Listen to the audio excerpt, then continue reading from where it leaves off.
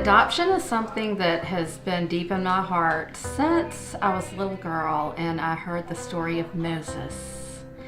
And I got my first adoption leaflet when I was 18, decided to get married and have my own children, and then I still felt a deep need to reach out and have other children that needed a mom. So I did a bunch of research and decided that fostering was definitely the way that God was leading me towards it. So I signed up for Pride training class about 6 or 7 years ago, and I've been through Pride training twice, and joined Michelle Wright at Hope Tree, and have adopted 3 beautiful children. And my nephew was also adopted about 4 years ago. It was a tragedy. My sister died in a car wreck, and we were all devastated, but certainly Ian kept us going because we had to keep him happy and healthy. And it was a no-brainer for me to start taking care of him, take him to counseling, take him to church, and he has developed into a wonderful young man. And during that time, I had taken a little pause from foster care, and then all 3 boys, Peyton, Wyatt, and Ian, started asking me, when are we going to get more foster kids? So that's when I called Michelle and signed up, and it was probably a year later. We had Sutton and Anderson come to us, and we couldn't be more thrilled.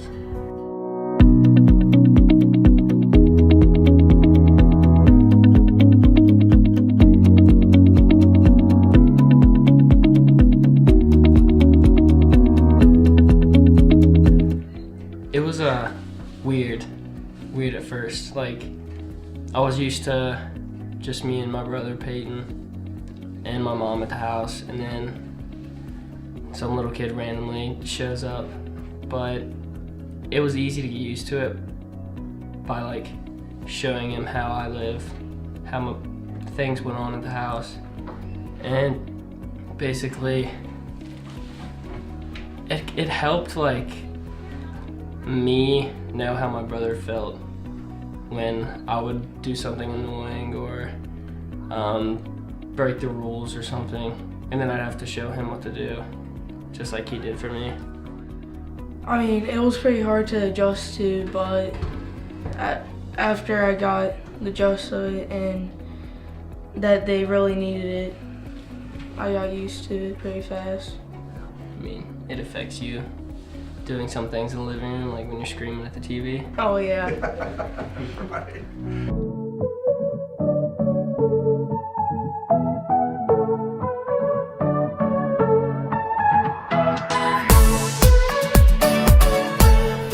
When I first came here, I was kind of scared because I didn't know where I was going, and I thought I was just going to an emergency respite.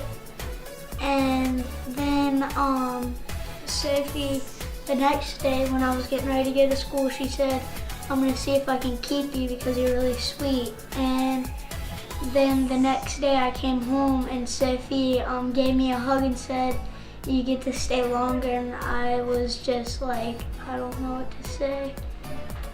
I love it. You love it? That's good. I was kind of nervous when I first came here and kind of scared and like sad, but like after a while I figured out it was a really good home and I would have a good life here.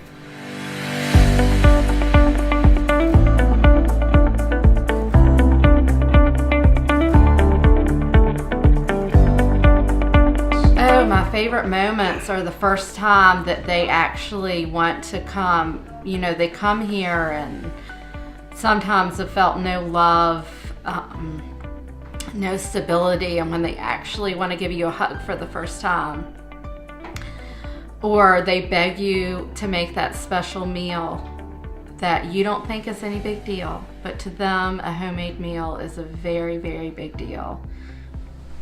I like it when she cooks homemade pizza. Steak, mashed potatoes, and steak. mac and cheese. Mac and cheese, yeah. Can't be Don't mac and forget cheese. corn either. And corn.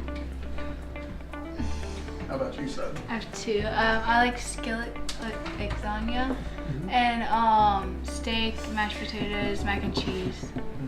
Y'all make me hungry. Get spaghetti. When they call you mom for the first time, when they tell you they love you for the first time, it just gives you chills, and I just say thank you, Jesus, for these beautiful children and giving me this opportunity to have them.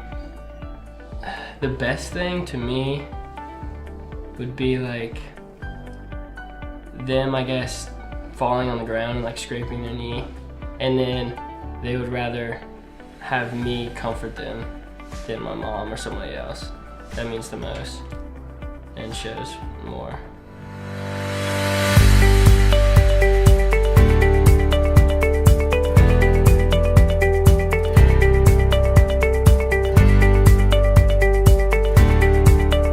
All three of them have taught me to value things more and basically learn from how their lives worked. Like, they would die for a great homemade cooked dinner. They would, like, Ashton loves barbecue chicken cooked out in the crock pot or the stove or whatever. They because they never really got that stuff. Like, they would have to get their food. Like, Sutton would have to get Anderson's food, and they would eat whatever they could find. Sutton talk about how she used to steal food for Anderson so they could eat, but that's one thing that I think about a lot. I've never had to go to the gas station and steal a bag of chips and a candy bar for me and Ian. We can just come here and eat whenever we want, and now they get to do that, which is great.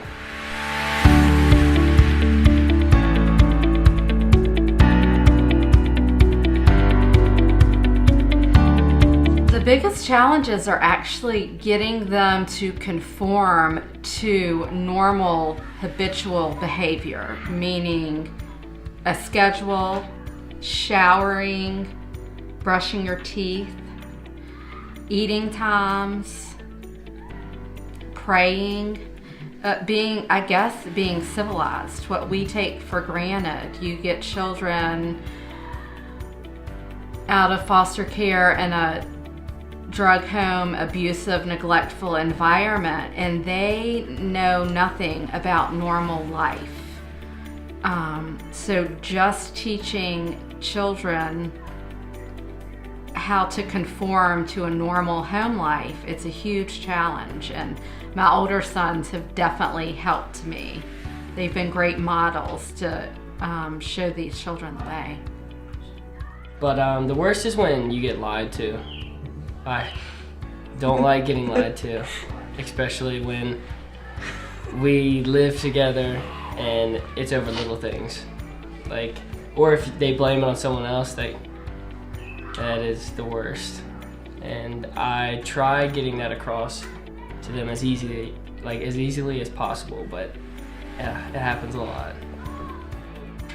I was used to getting all the love just to me and Peyton and Ian, and then it gets dispersed to everyone. So you never really feel left out, but there's always times that you think about it. But then you have to think about they need this. Like, you've had it all your life, and it's time to let them have some and make their life better.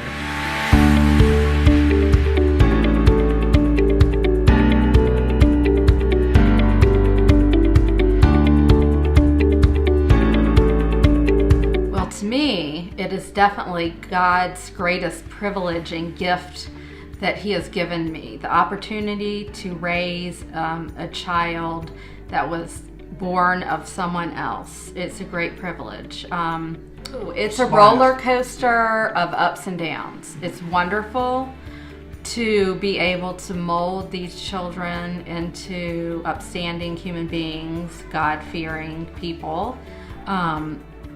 it is so rewarding to see children come to you with nothing. They have no morals, values, ethics, because they've not been taught anything good. And to the glory of God, we get to transform those children. I find myself on a spiritual high when I think about Josh's sermon when he said, it's easy to live well and do right when you're living with your God-given passion. So every day I thank God for giving me the passion to get these children, troubled children, and transform them into wonderful human beings. I could not be more blessed.